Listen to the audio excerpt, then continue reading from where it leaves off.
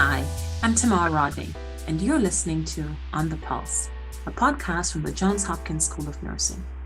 On this podcast, we take a deep dive into the experiences of frontline providers and researchers. We explore their insights and invaluable stories of how healthcare works in today's world. Our guest today is Faith Adole. Faith is a registered nurse, a nurse practitioner, and chief executive officer of the Yuval Foundation, which is a nonprofit global healthcare foundation. Yuval's mission is to help meet the healthcare and wellness needs of underprivileged societies through medical outreach, health education, clean water, hygiene, sanitation, and other healthcare sustainability projects. Faith, I am so excited to speak with you today because you have a terrific story and so many insights to share with our audience. So let's jump right into it. Thank you so much. I really appreciate the privilege to be on this platform today and talk a little bit more about my journey into nursing. Wonderful. So let's start right there. Tell us more about yourself and how you got into nursing. Sure. So a little bit about myself. Personally and professionally, I view myself really as a people and community advocate at my core. As you mentioned, I'm also a trained family nurse practitioner, nurse, worked in healthcare leadership the last about 9 years, and a nonprofit founder. And for me, my decision to get into nursing was heavily influenced by care I saw and experienced firsthand from nurses as a young person, seeing my family go through health challenges and being there at the bedside, witnessing what nurses do.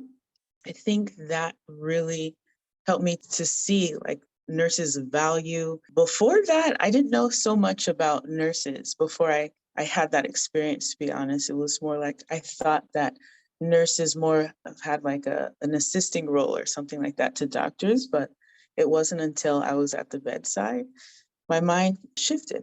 That's a very interesting perspective, and I'm sure that many others, they have that view as well. So you wear many hats, which include CEO and nurse, but let's talk about your role in the hospital setting. What was that like? And then what came after that? Sure. So I started my registered nurse journey in acute care setting. And honestly, as a new nurse, it was actually quite nerve-wracking. I started on a mixed unit medical surgical floor. It had oncology patients on one end.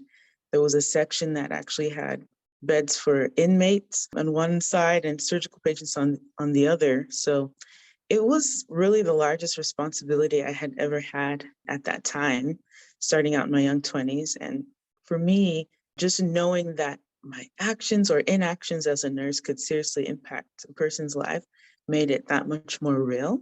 And what really helped me through that time was mentorship, not necessarily in the classical sense, like I had a mentor and we met every day. It was just another nurse that was somewhat newer. She was 3 years in, and I remember I looked up to her a lot because I felt like, wow, she knew so much, and she had only been a nurse for 3 years, and she kind of took me under her wing. And so, yeah, that stuck with me. And from there, I launched into leadership roles after I was at the bedside and went completely out of acute care and went into community health, home health settings. That's the beauty of nursing, being able to transition to different roles. And you expanded that even more to having a whole foundation. So tell me more about your Yuval Foundation. Does Yuval stand for anything significant? And then just let us know about how you started it and why you wanted to create this organization. Sure. Yuval Foundation is an international healthcare relief organization, and it stands for United Vessels of Love. So really, the vision behind it is having different walks of life, people from everywhere uniting together for one purpose, which is love through healthcare or displaying love through healthcare. So it really started in 2014 unofficially as kind of a grassroots movement, I would say. I didn't have intentions of starting an organization. I really just wanted to make a difference after seeing needs. And it was founded where I'm from in the Southern California region. Prior to becoming a nurse, I was already heavily involved in just volunteering in the local community, especially with those experiencing homelessness and food insecurity and all of that. And so I noticed pretty early on that oh, if I would volunteer, then my friends would ask, hey, what are you doing this weekend? And I'd say, I'm here. And they would want to join. And it kept growing bigger and bigger. And let's make a group out of it. And then really what kind of made me want to start was once I became a nurse and I understood more of my advocacy role and leadership role. We are leaders right away. So even before you get a master's in nursing or anything, the public views you as a community leader. And I realized that because I'm like, oh, what changed before I was a nurse, volunteering, and afterwards? Because I noticed when I became a nurse, I had more knowledge and a lot more respect in the community. And those in the community and friends just wanted to be a part of what I was doing. And so I didn't take that lightly. But when I went for the first time overseas, actually volunteering again as a nurse, I think coordinator, I saw a lot of issues with standards of care. The care quality wasn't that great for those who were in underserved areas, remote areas. They got care. I was there with another NGO, but just the quality wasn't right. And I felt like they didn't have an advocate in that area. But back home where I was, I saw the power of advocacy and how people would rally around and say, hey, this is wrong, especially being here in the United States, but that wasn't there. Then lastly, really, I felt that there was a need for diverse leadership in global health. Representation really matters. I was in Western Africa, I was in Nigeria when I was volunteering, and there were so many, not just recipients of care, but members of the community that were women and girls that approached me, and they were so intrigued about how can I do what you're doing or be involved. And so it was for those reasons when I came back, I put things into perspective and said, let's do something. So we started in 2015. That's a long journey, but a fruitful one. And if you had to sum up what exactly Yuval does in the global context, how would you describe that? Absolutely. So our vision at Yuval is to build relationships, dynamic relationships, partnerships with people, communities, and organizations. And we create global healthcare and wellness initiatives. And it's all ultimately to lessen existing healthcare disparities worldwide. And practically speaking, we do that by focusing in 4 areas. We're a missions organization largely. And so we do medical outreach missions locally here in the United States. I mentioned Southern California, we still work there. It's street medicine. It's also teaming up with local shelters, doing health education programming there here in the US. Then overseas, we do a lot of medical missions.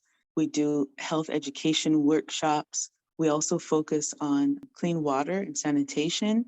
And then fourthly, empowering women. And essentially, all of our various programs are all connected and they evolved into what you see today because there was a need for that. And you'll find that in healthcare, you can't really remove the education piece or the empowerment, or you can't teach people, or tell people or help them be healthier if you don't give them tools for hygiene or, basic needs like water. That's amazing. And you mentioned a couple of times that you're based in California. Why was it important to you to make this a global focus on your work? And how do you think you're making an impact globally? Yeah, that's a great question. For me, pretty early on, so I'm a child of immigrants. So from a young age, I already had somewhat of a global mindset or view of the world, being able to kind of just travel and be exposed to different folks. But I think it's definitely linked to my core values. I believe that no matter where a person is born, brought up, everyone deserves access to basic needs, no matter where they are.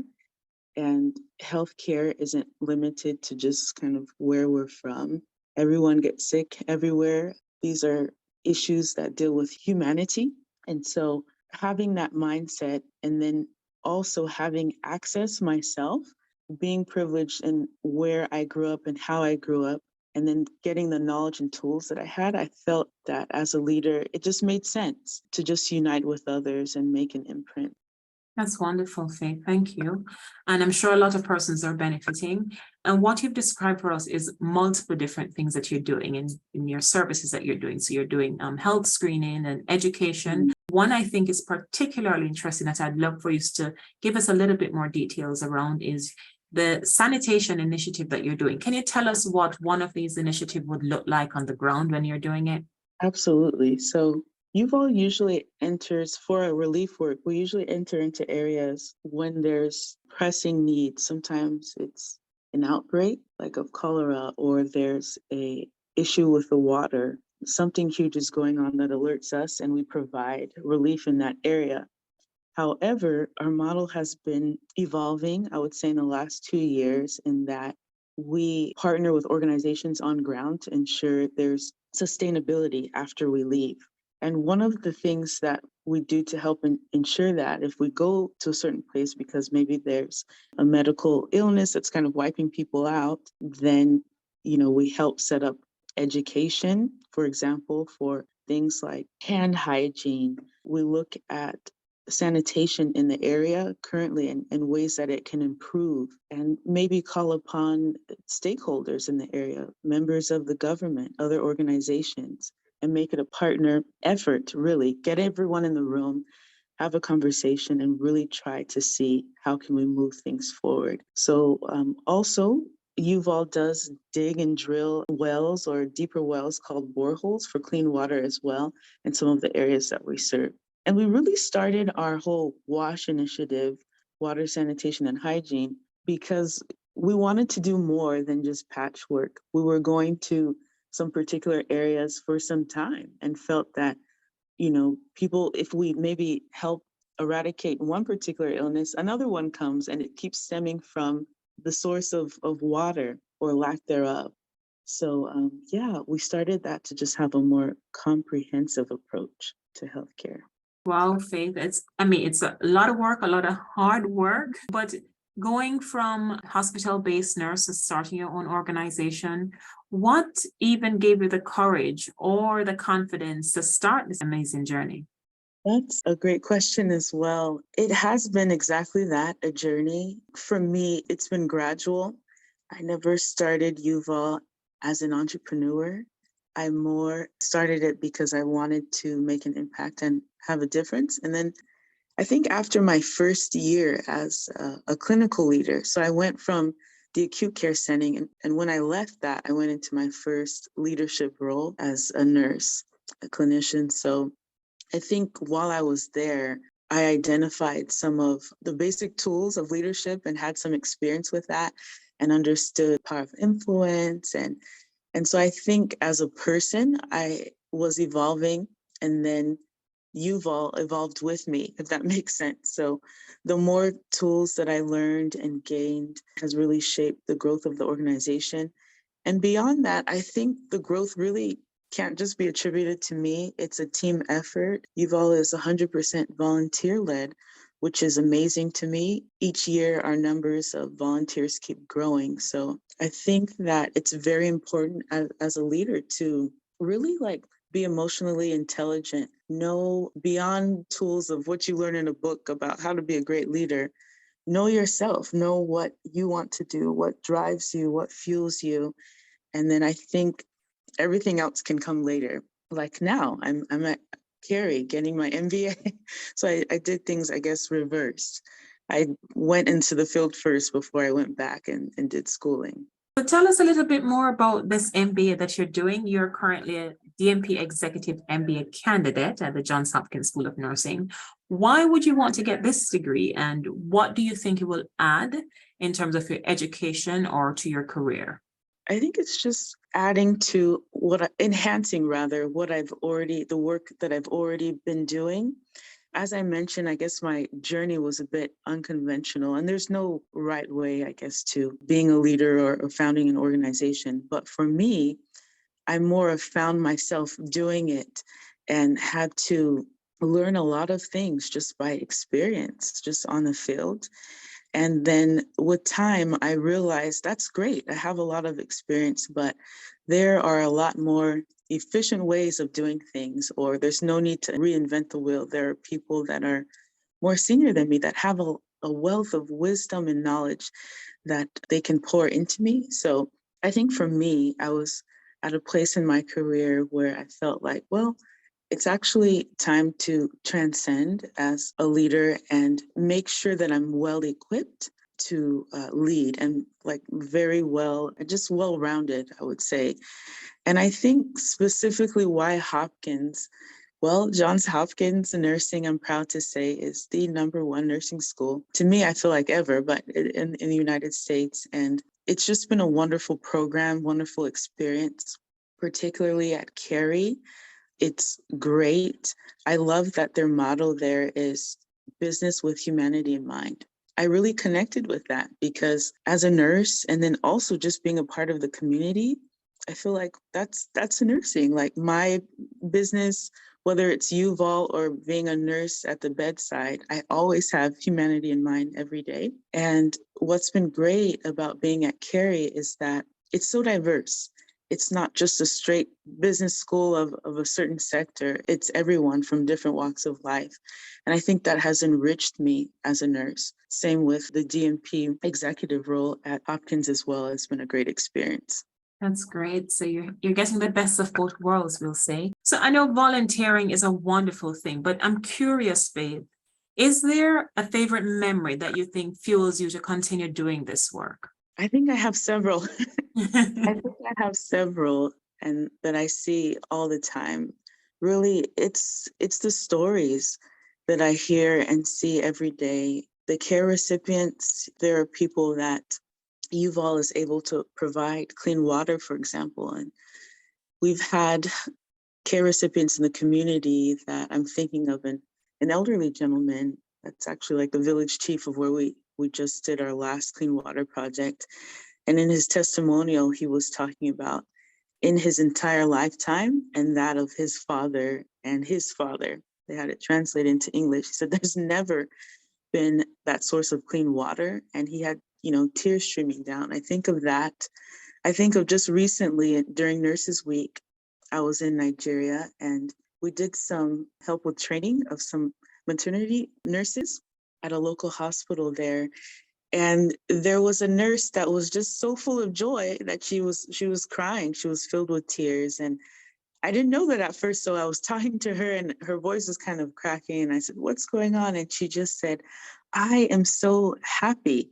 I'm so just fueled," she said, "to just continue on because I've never had, this kind of support before." And then also it's folks that come to volunteer that have never done anything like that before in their lives and then become recurrent volunteers. So I could go on, but really it's the stories that I hear every day and the impact that I see that really encourages me to continue forward. And we have no doubt that you'll continue forward, but I'm curious, on top of everything you're doing now, what is next for you? Are there any wonderful future plans that you have in the making that you can share with us? Yeah, I honestly, I really just want to continue to lead, with empathy and resilience. And I just want to continue to hopefully influence and inspire others, especially the next generation. I love things like mentorship. I've been getting involved much more in that. And then particularly, I'm very much interested in becoming more knowledgeable about things like biotechnology and innovation, just because of where everything's moving to, and seeing how I can, contribute to incorporating that into different facets of healthcare that I'm involved in. So ultimately, no matter where I land, I just hope to make an impact for good. That is just so refreshing to hear. I think you embody not just empathy and resilience, but leadership with humanity in mind. You are inspiring to nurses everywhere, Faith, and you're leading some tremendous global health work. And we cannot wait to see where your future takes you as a Hopkins nurse grad, but you're already an outstanding nurse. Thank you so much for sharing your story and for joining us today. Thank you so much. And thank you to everyone for listening to this episode of On the Pulse. If you enjoyed this podcast, please share it with someone you know and subscribe through Apple, Stitcher, and Spotify. You can also find us on the Health Podcast Network at healthpodcastnetwork.com/nurse. Be sure to also check out our On the Pulse blog at magazine.nursing.jhu.edu. You can learn more about the Johns Hopkins School of Nursing at nursing.jhu.edu. Thanks again for listening.